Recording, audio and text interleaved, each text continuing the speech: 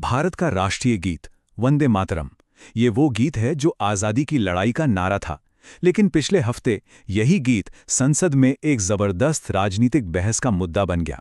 तो सवाल ये है कि जो गीत कभी देश को जोड़ता था, वो अचानक एक बड़े राजनीतिक विवाद का कारण कैसे बन गया। हाँ, तो सवाल यही है कि जिस गीत ने आज़ादी के आंदोलन में जोश भरा, वो आज राजनीतिक टकराव की वजह क्यों बना हुआ है। आइए इस पूरी बहस के पीछे की कहानी और दोनों पक्षों के तर्कों को थोड़ा गहराई से समझते हैं। सबसे पहले इस एक आंकड़े पर गौर कीजिए, 15 करोड़ रुपए। जी हाँ, ये संसद में हुई उस 10 घंटे की बहस की अनुमानित लागत है। सोचिए, जनता का इतना पैसा और हमारे सांसदों का इतना कीमती समय सिर्फ एक गीत के इतिहास पर बहस करने में चला गया। तो चलिए इस बहस की जड़ तक चलते हैं। ये पूरी बहस, जिसकी कीमत देश को करीब 15 करोड़ रुपए पड़ी, असल में 1937 में लिए गए एक ऐतिहासिक फैसले के आसपास ही घूमती रही।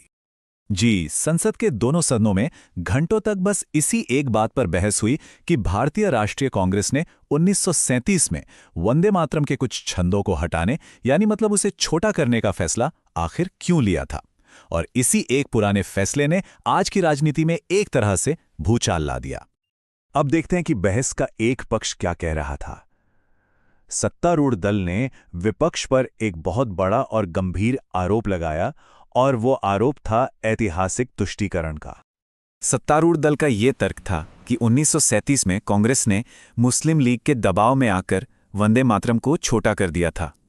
उनका कहना था कि यही असल में तुष्टीकरण की राजनीति की शुरुआत थी, मतलब एक समुदाय को खुश करने के लिए रियायतें देना।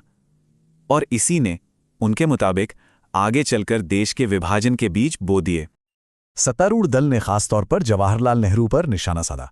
उन्होंने ये दावा किया कि नेहरू ने वंदे मातरम की धुन को दुखद और निराशाजनक बताया था, और शायद इसी वजह से इसे राष्ट्रगान नहीं बनाया गया। तो ये तो हुआ एक पक्ष। अब सिक्के का दूसरा पहलू भी देख लेते हैं।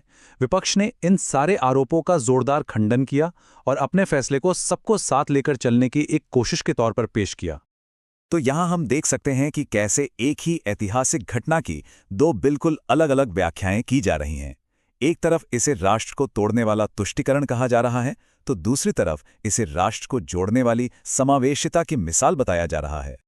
विपक्ष ने अपने बचाव में कहा कि 1937 का फैसला किसी एक व्यक्ति का नहीं, बल्कि महात्मा गांधी, सरदार पटेल और सुभाष चंद्र बोस जैसे बड़े नेताओं की एक समिति का था। और ये फैसला भी कवि रविंद्रनाथ टैगोर की सलाह पर लिया गया था, ताकि आज़ादी की लड़ाई में सभी समुदाय एक साथ रह सकें। क्योंकि बाद के छंदों में दुर्गा और लक्ष्मी जैसी देवियों का जिक्र है, जिस पर कुछ समुदायों को आपत्ति हो सकती थी। विपक्ष का मानना था कि ये पूरी बहस असल मुद्दों से ध्यान भटकाने की एक रणनीति के अलावा और कुछ नहीं है।